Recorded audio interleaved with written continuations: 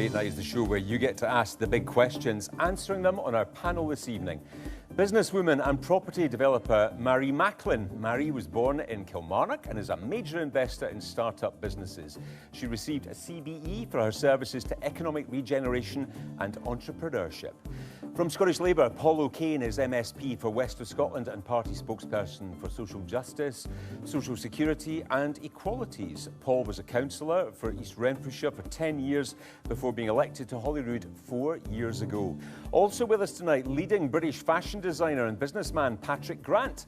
Born in Edinburgh, Patrick is the popular judge of TV show The Great British Sewing Bee. Away from that, he's built a distinguished career in the fashion industry, revitalising a Savile Row tailor, launching a social enterprise Community Clothing, and winning Menswear Designer of the Year at the British Fashion Awards. From the Scottish Conservatives, Murdo Fraser is MSP for Mid-Scotland and Fife. Murdo's the longest-serving Scottish Conservative MSP and stood for the leadership last year before being defeated by Russell Finlay. He's now the party spokesperson for business, culture, economy and tourism.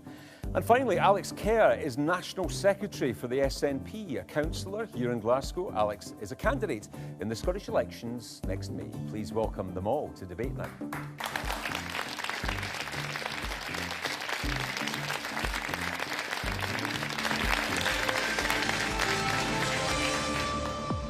And welcome to our studio audience here in Glasgow. It's great to be back with you in the beautiful Citizens Theatre tonight. And you can join in the discussion from home, wherever you happen to be in Scotland this evening. BBCDN is the hashtag you need if you're on social media.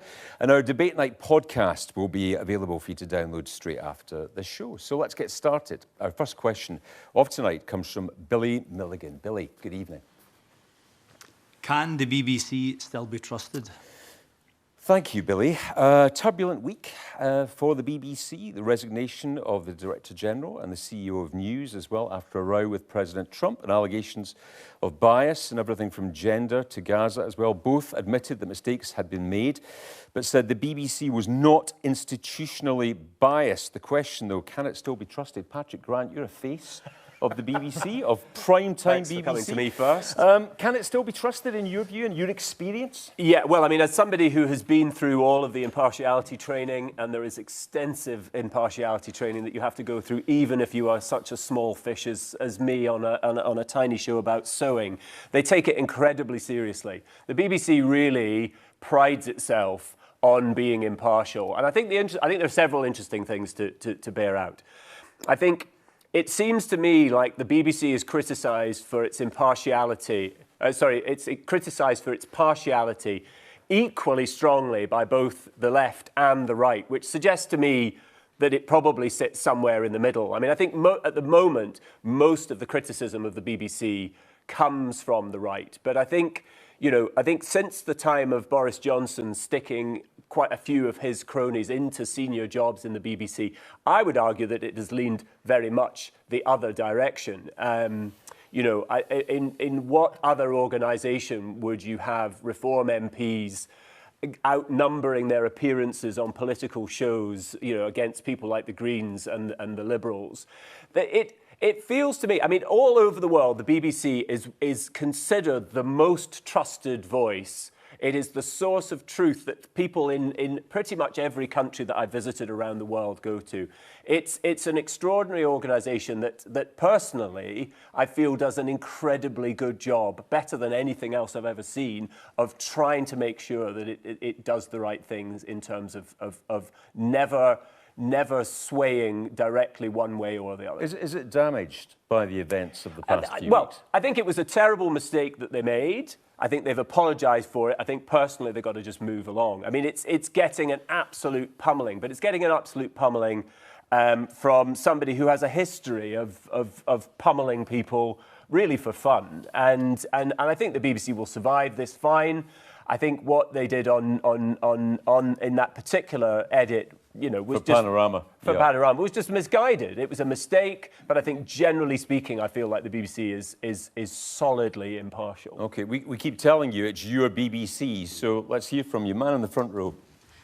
Hello there. I'm actually here as a journalism student tonight at the University of Strathclyde, and this is something we've looked into quite a lot recently in our studies. And according to a study conducted by Robert Fletcher and Rasmus Nielsen, the BBC has an impartiality rating of 0.00. It is the lowest in the world, making it the most impartial network factually in definitely the UK at least, and possibly even the world. What this scandal is about, in my eyes, is Donald Trump and several of his cronies, and I have powerful allies in the form of Alistair Campbell and Emily Maitlis on this, trying to get a chokehold on one of the last bastions of impartial news. And I think, as a panel and as an audience tonight, we should be united in trying to protect that last bastion for the good of the people. Let's hear what other people have got to say. Lady towards the back with glasses. Did you agree with that? Yeah, on you go. On you go, mate, sure. Oh, sorry, I thought it was the lady next to you's arm up. I can't quite see from here. On you go, sorry, I man next to always you. used the BBC or looked at the BBC looking for the truth.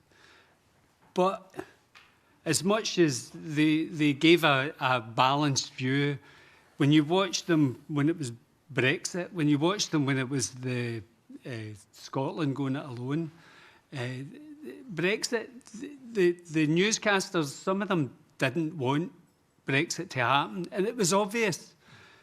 But this thing with Trump, that was what, a year ago, over a year ago that happened. You're not telling me that people haven't said to the person that edited that, you were in the wrong. This is wrong. This is bigger.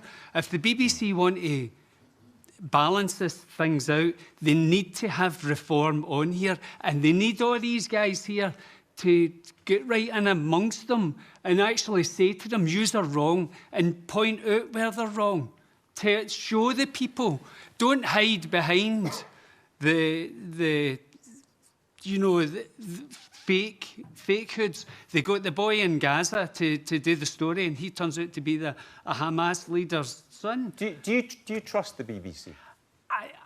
Stephen, I trust you. I trust. I trust a lot of the presenters. I do trust, because I believe that you wouldn't tell me something that was a lie. But unfortunately, is it the editors higher up that are saying to you guys, don't want you to go down this road, I want you to look at it from that view or from the other view? Well, as you know, the nature of debate night is we have all opinions here, and we give you all an equal voice on this programme. Man in the grey sweater over there, yes. So far, I've heard everybody say it's a mistake. I don't think it was a mistake. I think it was a political lie.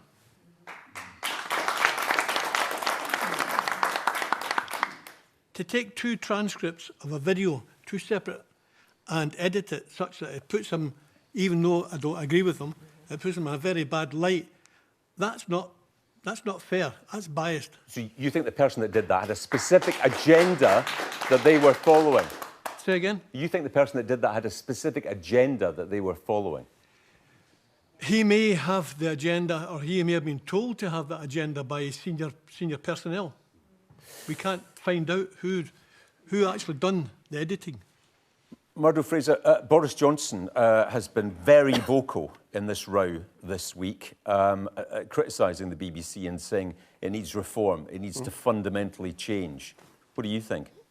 I'm generally a fan of the BBC and its news and current affairs output, but I have to say there's no doubt there is a liberal left bias in its output, and you see that in relation to the Donald Trump episode, you see that in relation to the silencing of gender-critical women, in relation to the transgender debate, you see that in the coverage of Gaza and Israel.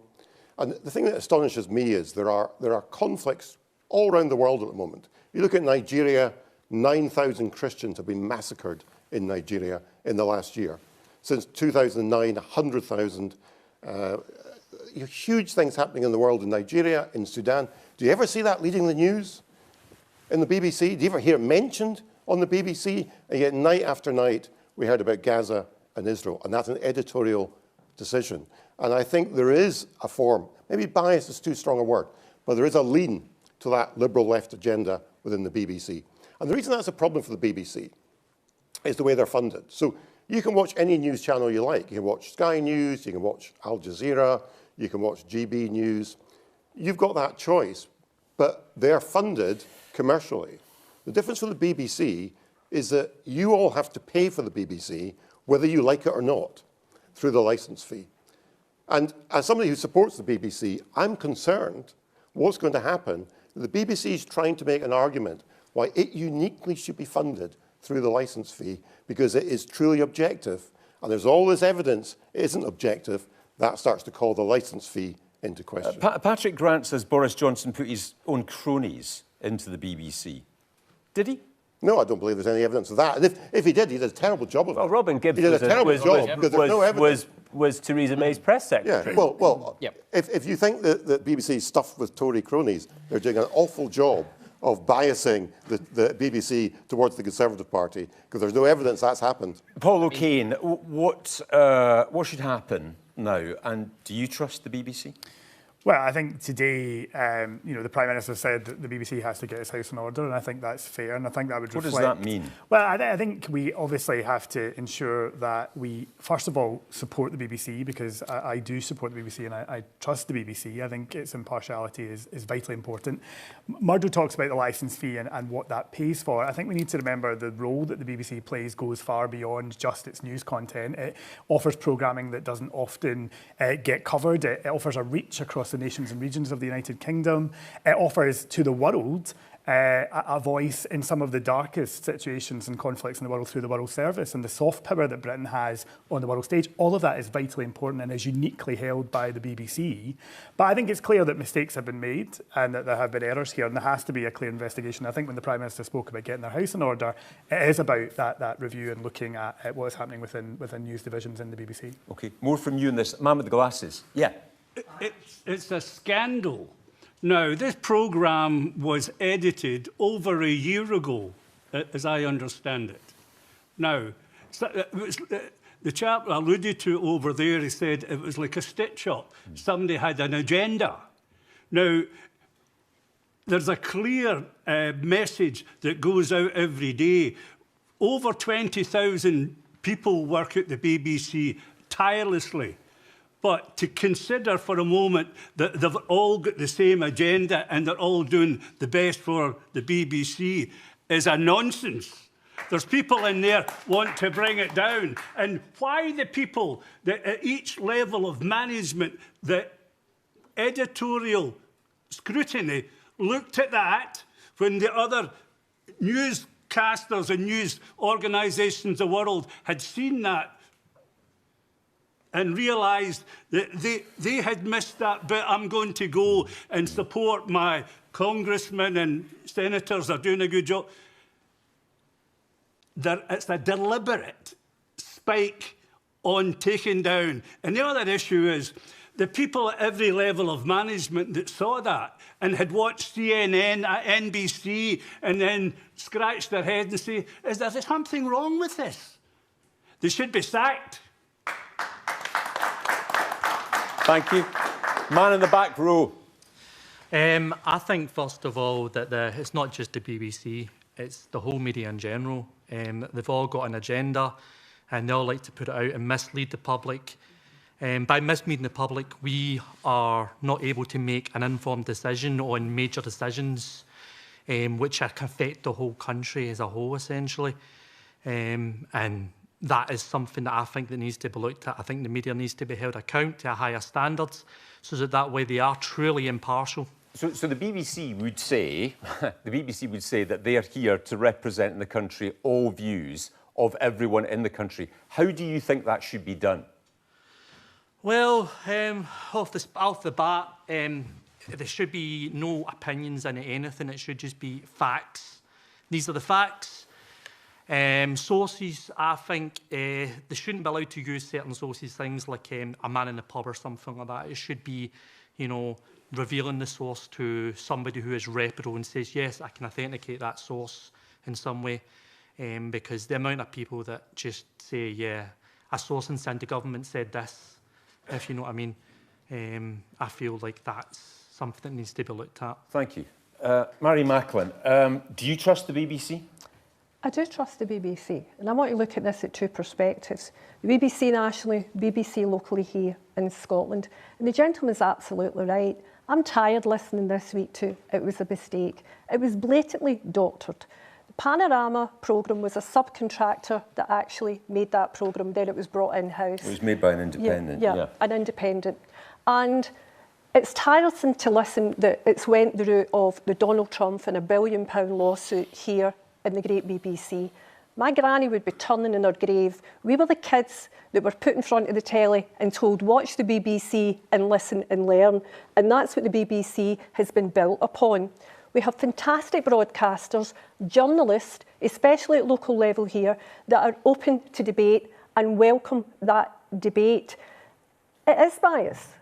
If you look at the report states about the BBC Arab channel in relation to the reporting of some of the Jewish issues. The Jewish communities went in and were listened to, but nothing happened. So they due an apology. Are the women that, again, with the trans, both of these sections deserve to be heard, but there has been bias. And that's before we even start about the net zero arguments and reaching 2045 and 2050. So the BBC say that mistakes have been made. Marie, how does this get fixed then? It gets fixed, Stephen, because the buck stops at the top. And I'm sitting listening to our Conservatives involved in this, our Labour involved in it. At board level, there is representative that actually had contacts in both parties. I ain't interested in that. These people are in there to be transparent and deal with the issues. And the biggest issue that the BBC have had is this. They didn't deal with it quick enough and action it quick enough. And also, for Donald Trump to put a $1 billion lawsuit on the people of the United Kingdom is absolutely ludicrous. And the chairman of the BBC should be dealing that. But from a local point of view, I was very outspoken during the presidential elections in relation to the Trump issue because I come from Ayrshire. I come from deprived communities, and Ayrshire wanted the Donald Trump brand there. It employs over 500 people, the supply chain, the tourism that we receive for it. And it was the BBC that stepped forward with the Sunday Show, the Jeremy Vine Show, and Radio Scotland, who gave me the platform to get our local people's message across that Ayrshire was open for business, and they actually welcomed Trump for that purpose. Alex Kerr, can you trust the BBC? Can we trust the BBC? So I think the BBC is a wider organisation. There's lots of really good folk like yourself in it that we can absolutely trust. I think there is a serious issue potentially around the kind of governance that's been unearthed here, and I think that's where it comes in. I mean, just first off, though, in terms of what Murdo was saying, I have to absolutely disagree. I don't think anybody seriously believes that the BBC has a left-wing bias. And fundamentally, I guess, in terms of Gaza and the coverage that that's got, that's because there was a genocide attempted in Gaza. So I think it's quite right, and I think the BBC is... The massacre of 9,000 Christians in Nigeria doesn't matter. It's absolutely serious and should be covered, as well. Why isn't it? And it has been, but crucially, the BBC covered that, and we've seen progress in that front as well. I think in the board, as has been mentioned, Robbie Gibb was a former spin doctor for Theresa May, right? He is on this board forming the news agenda. He should see the writing on the wall, and he should walk away. Well, he's not here to answer for himself tonight. He did not edit that Panorama clip, though. So there's a wider issue. How is that happening, and the other problems that were highlighted in the dossier, and what needs to happen to fix that? Well, I think this is where you got to get a board that's not as politically involved, as has already been touched on. There's a wider issue here as well, particularly from a Scottish perspective. 50% of Scotland, roundabout, support Scottish independence. There is not a single member of that board that's pro-independence. And I'm not saying it's biased, but there is a blind spot here. You don't know what you don't know. So I think that has to be covered as well if you're looking at board restructuring at level of the BBC. OK, man with the white top in the second row here. Yeah. I agree with Patrick. I think the BBC is impartial when you agree with them and partial when you don't. But in terms of the whole Trump thing, it might have been careless. But my understanding is it was two parts of the same speech, and we know what happened in January the 6th. So I don't think it was necessary. It might have been a mistake or clumsy to do it the way they did, but there was nothing that was untrue in the report. And Murdo's part about the left-wing leaning bias reporting in Gaza, if that's left-wing and bias, sign me up, because that is a clear genocide. Okay, that's your view, and this programme is all about your views. Man on the end. In terms of questions about trust, in terms of trust, the BBC is highly trusted in the US, and apparently it's the second most accessed source of news after the Weather Channel. And I think that I think that probably explains Trump's concern. And to hear folks like Carolyn Levitt say that we should all be accessing our news from GB News. Thank you. Just to wrap this up, put your hands all down for a second, and let me just ask you all one question. After what's happened over the course of this week, who thinks the BBC should continue in its present form? Okay. Put your hands down. Who thinks it shouldn't continue? Okay. I think continuing just gets the day there. Thank you very much indeed for that. Your views at home. BBCDN is the hashtag you need on social media. This is our last show of this year, but we're back with you next year. Big year, Scottish elections next year. Keep an eye on the website for details of where we're going to be and the dates as well, bbc.co.uk/debate. Now, let's go to our second question of the night, which comes from Caitlin. Caitlin Alexander. Evening, Caitlin. Thank you, Stephen. Is Scotland now becoming less tolerant to migration? Thank you, Caitlin. Immigration recently entered the list of Scottish voters' top 5 concerns for the first time, according to polling by the Diffley Partnership. And I've got to say, it's come up almost every week as a question on debate night in this series. Marie Macklin, is Scotland now becoming less tolerant to migration? I'm going to take this in 3 ways. It's about people, policy and politicians. I'm an immigrant. We're from Ireland and from Spain. We came here as Irish navvies, as my gran would say, to build railways and canals. And my gran used to talk about the fact that after the war, and she got her first council house, actually moving out from the slums, it was the Jewish community that came in and basically opened small shops, furniture shops, that allowed her to buy her furniture and pay it up every week. And then we had the great Polish communities and we had the great Italian communities. You roll forward to the 60s and we had Glasgow Corporation and the Indian communities that came here and kept that alive and opened up small individual businesses. And if I then roll forward to the 2000s when I bought the family business and we were motoring Scotland on building, we needed the Polish community to come in here and actually build for us. So there's always been a hard-working ethics from migration for people that want to come in here and want to work. I'm going to talk about policy now. The reason that this debate is becoming toxic is because the policy that's been implemented by the government is no fit for purpose, and that has been under the Labour government and the previous Conservative government. And that toxicity is causing various different offshoots for that on the current situation that we have regarding migration, this legal migration. Is it legal, is it not? If you then go into the toxicity of it, it's absolutely appalling across the whole of the parties. And I'm very proud to be associated with the John Smith Centre here in Glasgow through the university. And I was asked recently, what do we need to do to sort this? And I said, we need to get into schools and we need to speak to young people and let the young people take the debate forward. And we piloted, Stephen, this year down at Kilmarnock Academy Mould School. We brought in Jackson Carlaw, former leader of the Scottish Conservative Party, and my great friend Alec Neil, former Cabinet Secretary SNP. And they sat in that room with young people in working class backgrounds and they asked great questions on migration and on economy, etc. And Alec and Jackson said it quite simply. Before you want to become a politician, go out into the real world and work and then come in and pick a party or don't pick a party. So for me going forward, and any young person that's looking at this tonight, you are our future, you are the debate, and this country is open for people that want to come and work here, pay their taxes here and contribute like my family and probably everybody that's sitting in this audience tonight. Let me hear from the audience. Man with a beard in the back row. Aye, the problem is that people can come into the country, but people coming across in the boats, we need to get a grip on that because it's getting out of control now and people can't get houses closed up. I totally agree. I totally agree. When we've got a situation in Scotland just now that we've got 10,000 young people homeless, the policy's only fit for purpose. And the reason we're in this mess, and I welcome the Cabinet Secretary increasing the housing budget, but this is inherent since 2008 because the country has never recovered from the crash and the housing crash from 2008. We had over 3,000 builders, developers in Scotland that built homes. We've got less than 120 now, and it has to change. Okay, Alex Kerr, you're a councillor here in Glasgow, where the City Council has talked about concerns about social cohesion in the city because of the pressure that is being put on housing and other services due to migration.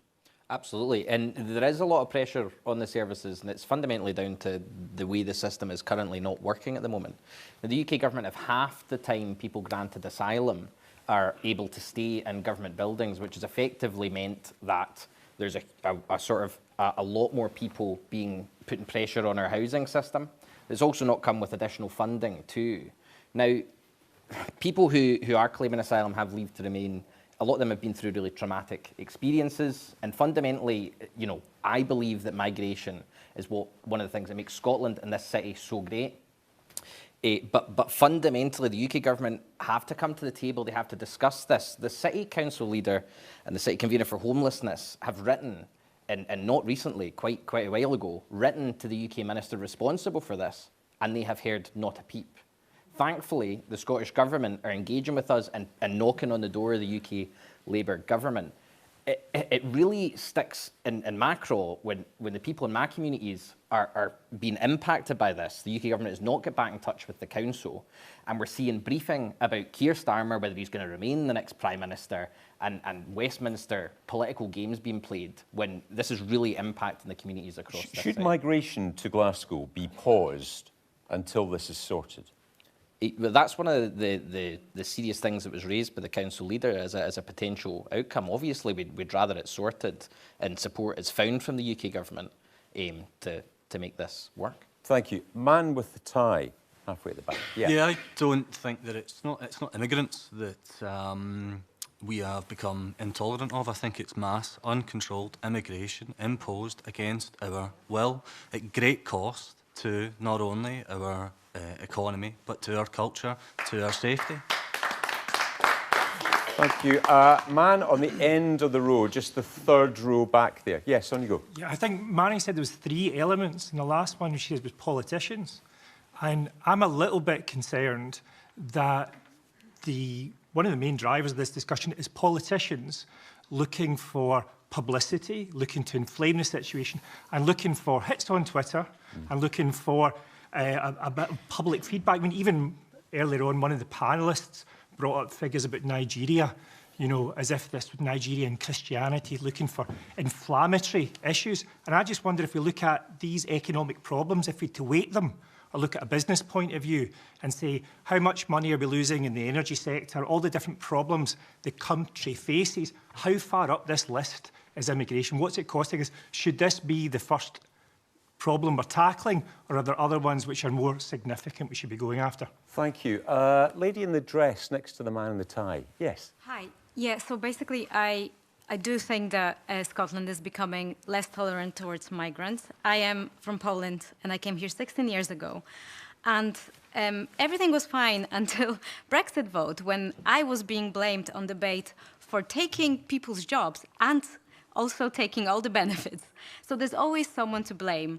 But that was the start. That was the change for you, was Brexit. Yes, that was when it started changing. It's actually not too bad in Glasgow in general, but I feel like immigrants are always blamed for a lot of things that is actually not our fault. Okay. Like the fact that the services are under so much stress. It's not just immigrants' fault. You get Brexit, and then less people come in, and less people are here to do the job, for example. Thank you. Murdo Fraser, does this all start with Brexit, Murdo Fraser?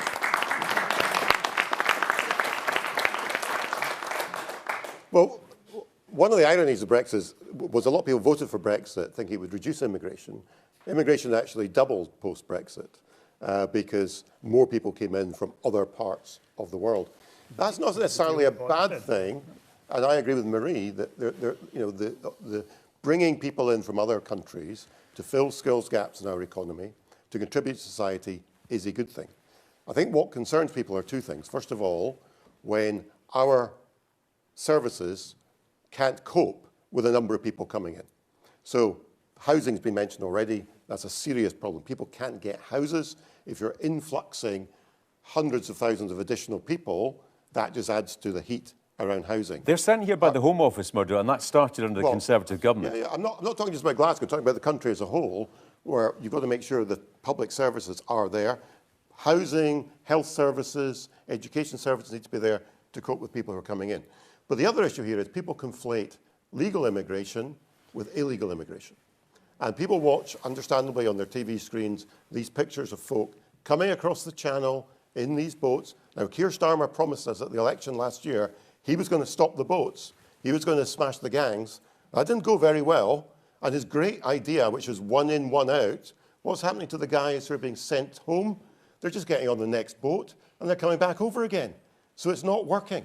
Okay. So we need to have properly managed immigration so we can welcome the people the country needs.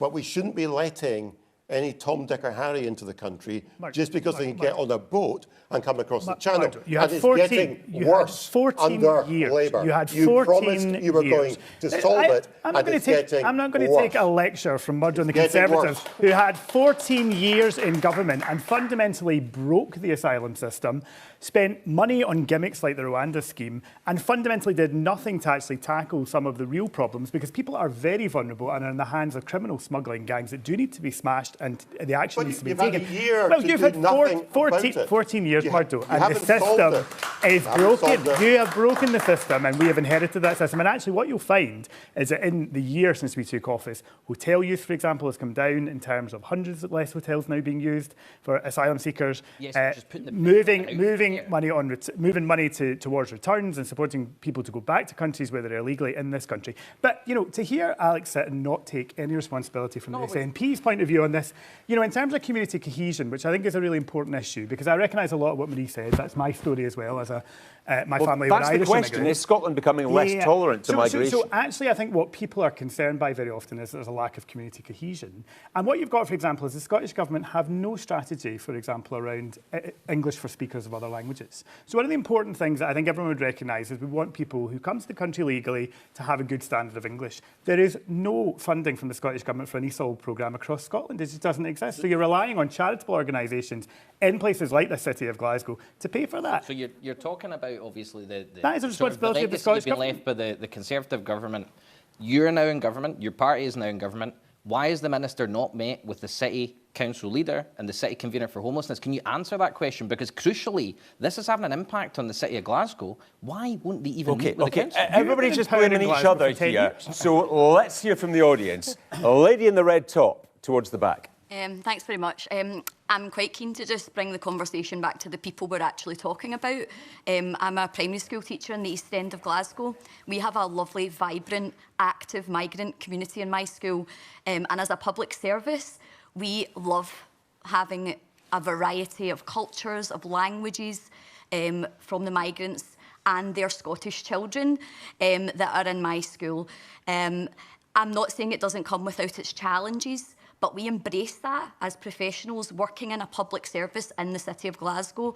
Of course, we would always welcome more support, and we want to offer more support to our families, but these are people that have come to our country. They are not things to be discussed on a panel. They are human beings who want to contribute to Scotland, and in my eyes, they are Scottish. Do you see any evidence that people are becoming less tolerant? That's the question. Not in my school community. We are extremely tolerant. We care for each other. We nurture each other. We have an environment of care around our families and our children, and we will go forward with that, regardless of the squabbling that happens in Glasgow City Council between politicians. OK, thank you. Lady on the aisle towards the back. Thank you. I just want to say I completely agree with that, and I've got two things to say quickly. First of all, illegal immigration has been brought up. Can I just stop everyone and say that illegal immigration is not a thing, it's undocumented, and that divisive and hateful language is why we're seeing this racist and just discriminatory rhetoric that now Keir Starmer is commenting on. Second of all, I want to say that we're blaming the boats. Can we stop doing that? For example, if you're seeking asylum, you're actually not allowed to work. Like Ross Greer mentioned the other week, we're seeing this Schrodinger's immigrant where they're also taking the jobs, but they're also taking the benefits. That's not really how it works. So is it a people problem or is it a policy problem? Thank you, thank you. Lady with the glasses, third in. Yes, on you go. I totally agree with the two ladies who've just spoken. I think we have become extremely intolerant.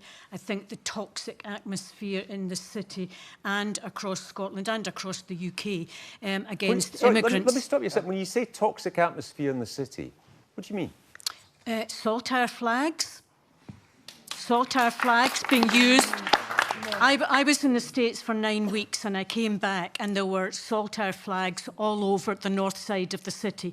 When I asked somebody what it was all about, it was about immigration. It's all these people that come here. We're too full. We can't take them.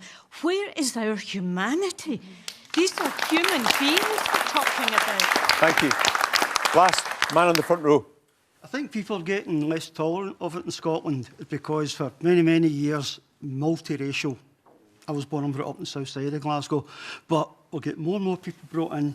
The Scottish government can't do anything about it. It's not devolved. And it's getting pushed on us because the Westminster government has failed with the immigration. And we're getting pushed up here and we can't use it to our advantage to improve Scotland. Thank you. Patrick Grant. I think if as a nation we are not becoming more intolerant, I think we're doing an amazing job as individuals to resist the absolutely overwhelming amount of conversation that we are seeing around immigration at the moment. I think I lived in England during the Brexit vote, and I was extraordinarily proud of the people of Scotland for taking a felt like a very deliberately anti-racist position. You know, whilst Farage was talking about the kind of, the trail of immigrants coming to our door, Scotland very specifically, was setting itself apart as, and I was extraordinary, as somebody who grew up in Edinburgh. It was a fairly non-mixed community, but I felt proud of our ability to see through the bullshit and the rhetoric and to make a decision based on our own personal humanity. We live amongst these communities. We see these people as human beings, and we are being caught up in the right-wing storm that is trying to make us demonize these people. It's a terrible mess. The asylum system is a terrible mess. It's deeply underfunded. It's badly run. It's been badly run for a very long time. It felt like almost like, to me, and this may be completely untrue, but it felt like they were deliberately stalling the asylum system to generate this idea that we had this wave of immigration that wasn't being dealt with. It is a mess, but it's not the fault of the immigrant. It is the fault of the system that has allowed a complete absence of investment in our homes, a complete lack of investment in our health system. And the irony is, the people we need to sort all of those problems out, sort out the problems with our housing and sort out the problems with our health system and our education system, are skilled people that we need to get from somewhere else. I mean, if we are resisting the urge to become more intolerant of immigrants, then we need to be very proud of ourselves, because it's becoming really difficult to be that tolerant, humane voice, I think, today. OK, that quite neatly actually takes us to our next question tonight. Love to hear from you on all of this tonight. Hashtag is BBCDN if you're on social media. And our third question of the night comes from David Bebbington. David, evening. Thanks. What is your party's long-term strategy for increasing national productivity, encouraging private sector investment and ensuring sustainable real terms wage growth to protect future generations from economic insecurity? Thank you, David. So we've got sluggish growth in this country at the moment. UK unemployment just gone up this week, down slightly in Scotland. Growing the economy, the priority, Paul O'Kane. Labour promised to make the UK the fastest growing economy in the G7. How's that going? Well, look, you know, productivity and growing the economy is vitally important. And I think what you'll find is actually a lot of the analysis and the forward analysis shows that we will be one of the fastest growing in the G7 and in other metrics. And the reality is... Malta's faster than us at the Well, moment. no, but the reality is, Stephen, that there is a huge amount of work to be done on this. It was never going to be done overnight. The reality is we inherited 14 years from the crisis. Well, you know, that is just the reality. The decisions we have taken as a UK government have actually prioritised investment in the country, whether that was saving British steel, whether that was ensuring Jaguar Land Rover could continue to produce iconic British cars, whether it was ensuring that defence contracts, for example, come here to the Clyde, something that certainly the SNP, I think, actually were actively sluggish about. The reality is that we need to ensure that we play to our strengths in that respect and that we ensure that jobs are protected. And in terms of the point about wages, one of the first actions of this new Labour government was to drive up wages in terms of improving the national living wage and ensuring that workers' rights were at the forefront of everything that we did in those first early days of the government. But there's a question here that's in the devolved Scottish context as well. For 17 years of an SNP government, we've had a sluggish economy in Scotland. We've not had the opportunities that we've perhaps seen in other parts of the country. If you look at Manchester in the northwest, we've seen a rate of growth there that has been outstripping, often what's happening in Scotland because of the leadership, very often of Andy Burnham, who has less powers than the Scottish government. He might be Prime Minister soon. Well, I think we put that one to bed at conference. But the reality is, if you look at the Northwest and what they've done, that's about unlocking transport, it's about unlocking housing, it's about unlocking private sector partnerships to invest. And that's what we need to do here. And that's why this week, Anna Sarwar launched a really important report with Anton Muscatelli, who was the former principal at Glasgow University, that spoke about trying to do something very similar in Scotland, looking at a really clear strategic plan to drive up our productivity, to work with private sector investors and the public sector to ensure that we have those opportunities here in Scotland. Marie Macklin, you're a businesswoman, you're an entrepreneur. How do we get growth in Scotland? Growth for the economy, but also growth in terms of wages for people? Absolutely. We need to get this economy rocking and rolling, and it current isn't happening under the Scottish Government or the UK Government. And if you look at the Federation of Small Business at the end of October, their members, 900,000 people are employed in Scotland by SMEs. They're expecting a 28% retraction against a 6.8% increase. That's absolutely ridiculous.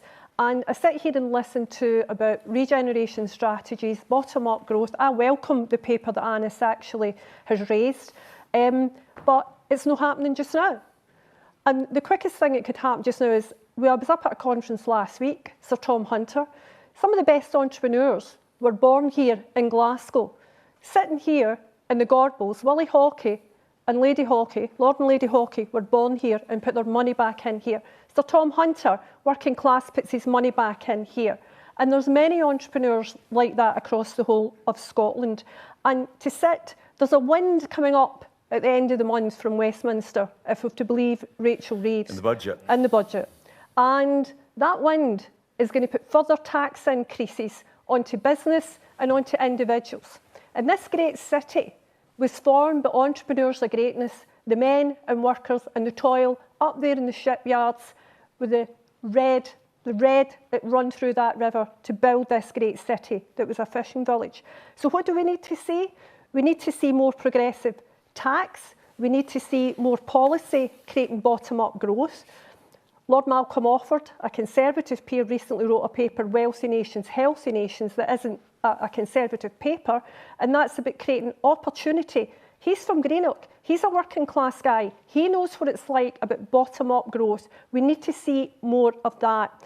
And for me in Glasgow, there's some great work getting done in Glasgow in the city's regeneration with the bridge over to Govan, and the money that the UK government have recently put into the shipyards up there to defend our nation. But the big question for me is our oil and gas. We need to do something quickly and get our oil and gas fields reopened. We need to get rid of this. We need to get rid of this windfall tax, carbon tax, and IR35 for self-employment is taking our workforces and putting them on the shelf. Okay. All right. Let me hear from the audience. How do we get growth here? How do we get the country growing? Lady in the second row.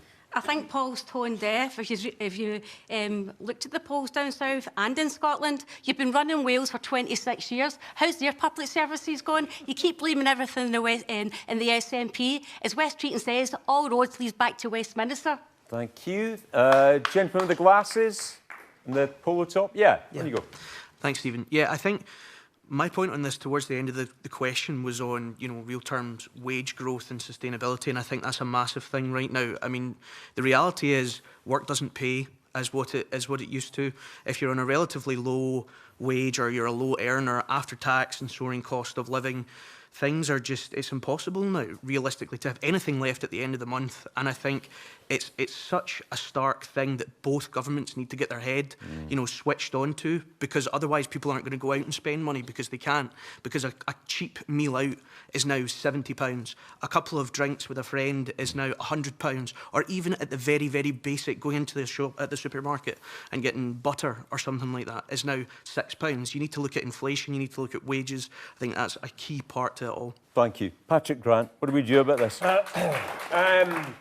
Yeah, it's something that I think about a lot. I run a business that is attempting to try and shore up jobs in the textile sector. I started it about 9 years ago. It's a thing we think about an awful lot. We work in regions of the UK that have lost huge numbers of jobs. The textile and clothing industry in the UK used to employ about 1.6 million people. Now it employs less than 100,000. The clothes we buy today, when you shop for clothes today, almost none of the money you spend flows back into the UK economy. We take a little bit of VAT, but a lot of the stuff we buy, the money is flowing elsewhere. I think we need to look at growing the economy, but we need to look at growing the quality of the economy, not the size of the economy. It's not like our economy is so much bigger than it was 50 years ago, but the value of that economy to ordinary people is absolutely almost nothing. So we've sort of hollowed the whole thing out. In your business, Patrick, are tariffs the answer? Look what No, Trump's tariffs done. are not the answer. I mean, ultimately, but our fast fashion all comes from outside this country. Yeah, but I think ultimately a better way to tackle it would be to look at things like VAT.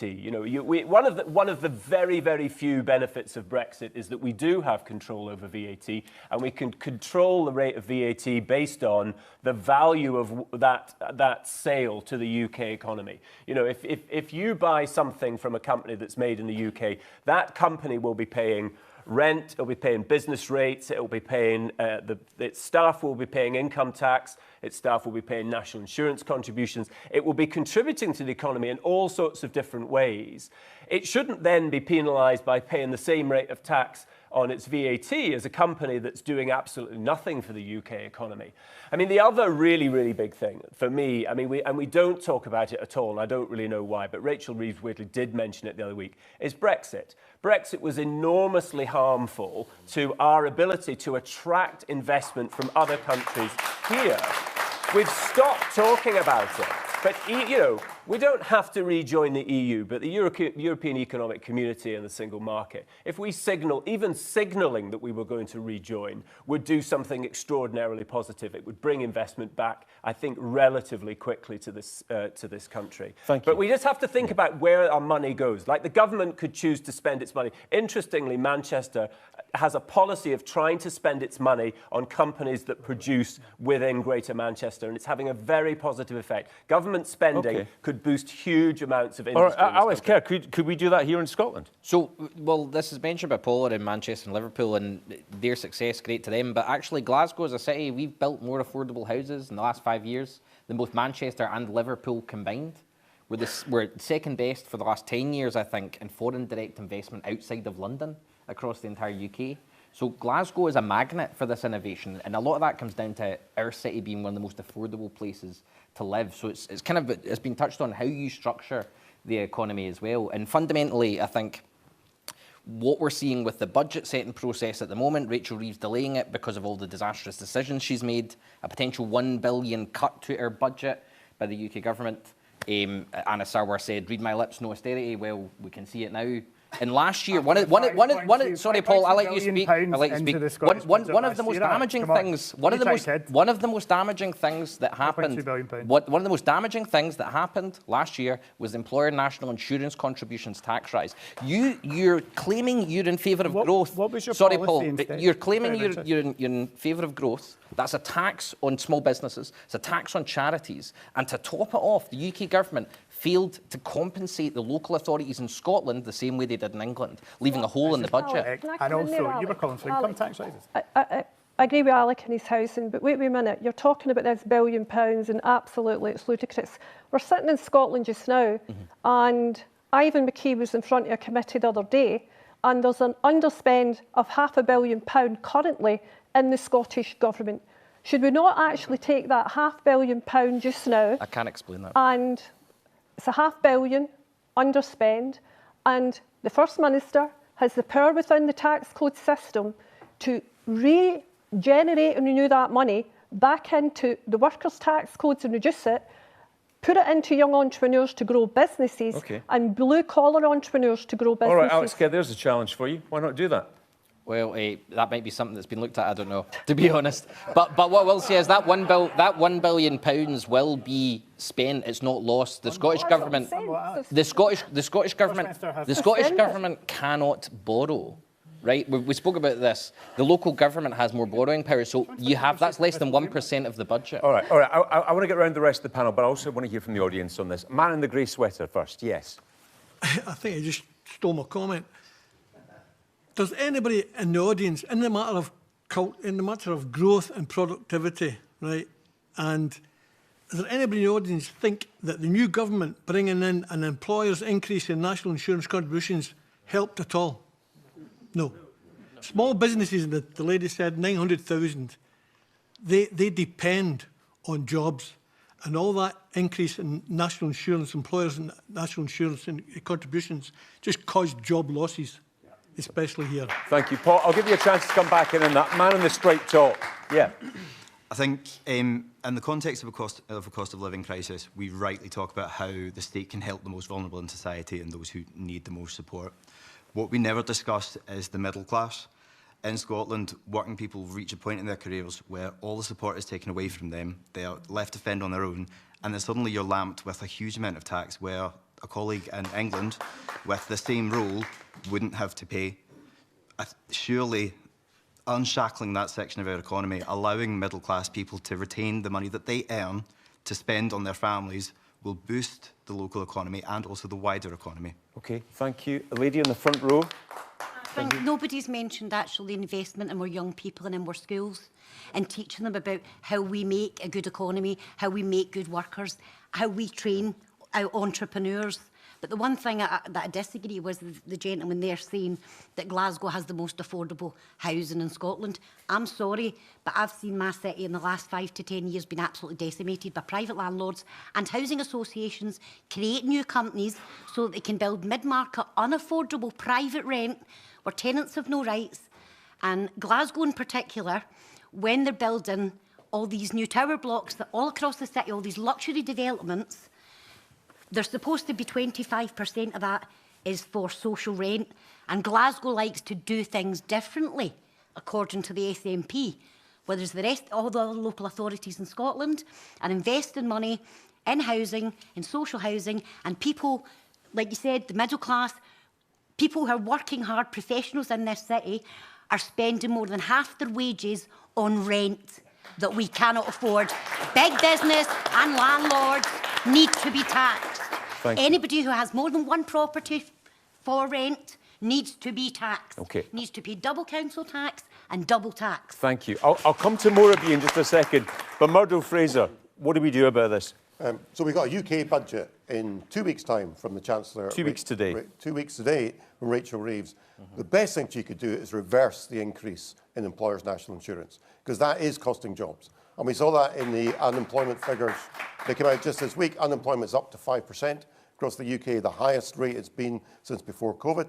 That's because small business is being taxed too highly, and that needs to be reversed. And instead, what I think we're going to get in the budget is yet more tax rises that's going to suck more money out of the economy. Now, there's a really interesting stat. Paul mentioned the Anton Muscatelli paper that came out this week. So even though it's written for the Labour Party, it's actually a really good paper. It's got really good proposals in it. Yeah, it has.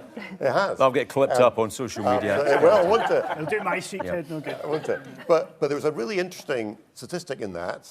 He said, if the Scottish economy grew at the same rate as the UK economy, we'd have an extra £1 billion in taxes to spend in Scotland.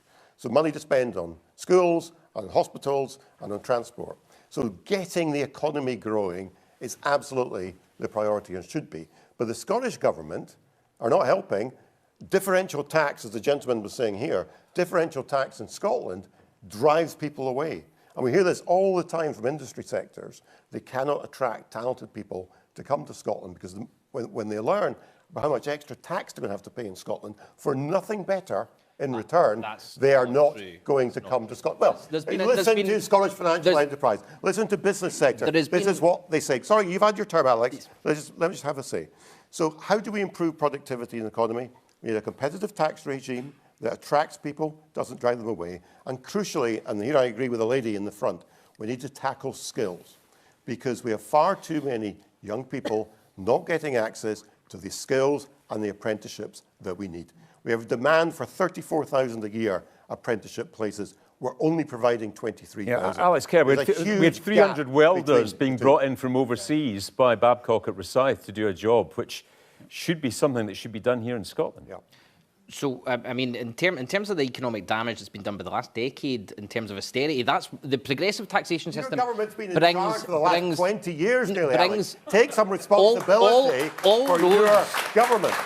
All roads lead to Westminster. We took the decision to raise progressive taxation so that our public services are better here than the rest of the UK. How much money has that raised, Alex? Because according to the Fiscal Commission, the amount of extra taxes being paid is 1.7 billion. The actual benefit to the Scottish budget is just 600 million.